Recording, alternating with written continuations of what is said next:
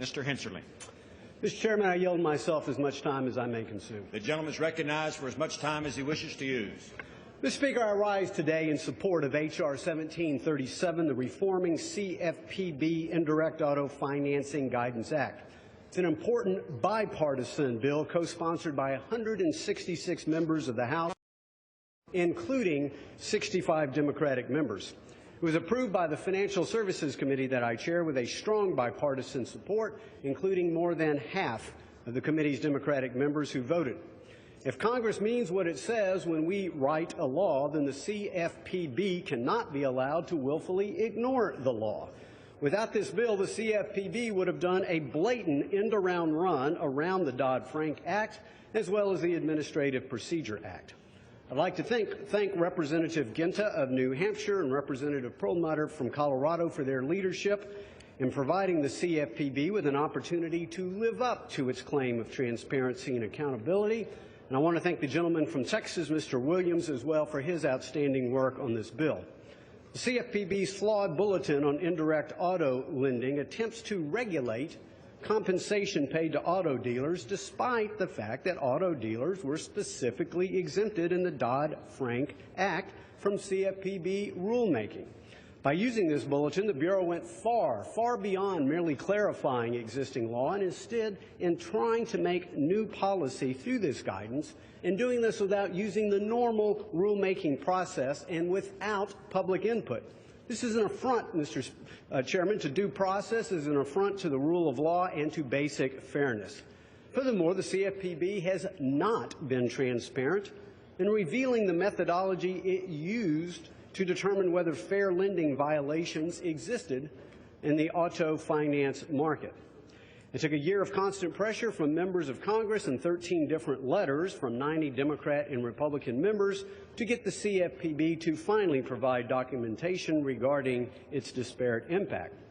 In the white paper ultimately provided by the CFPB, they admitted that their own proxy methodology for determining racial disparities and overestimates the number of African Americans by perhaps as much as 20%.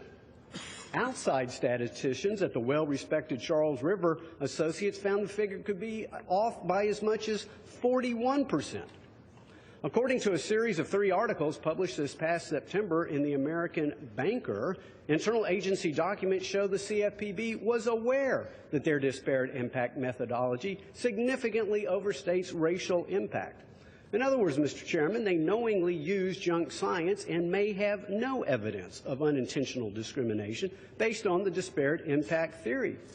In those same internal memos, the American Banker newspaper, they also found that unaccountable CFPB bureaucrats chose to disregard the explicit exemption of auto dealers that Democrats, when they had a supermajority in both the Senate and the House, and controlled the White House, put into Dodd-Frank.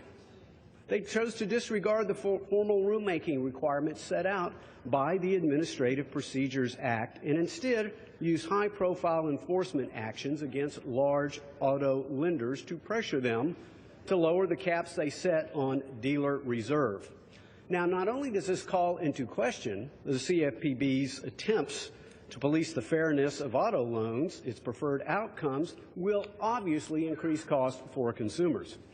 As was noted earlier, the CFPB has pressured finance companies to lower the caps they set on dealer reserve or eliminate this discretion altogether.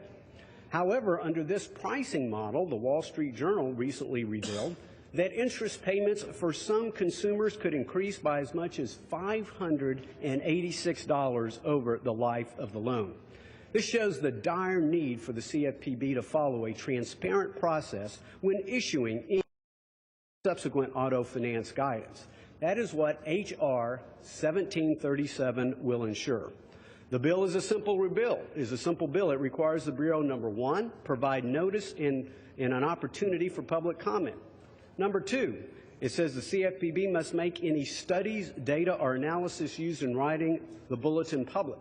Number 3, it must consult with other relevant regulators. And number 4, it must study the impact of the guidance on consumers as well as women-owned businesses, minority-owned businesses, and small businesses.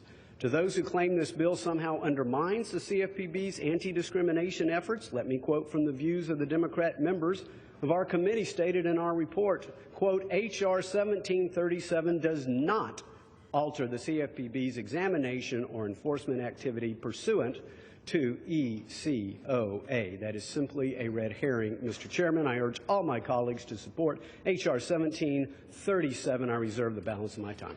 The gentleman from Texas.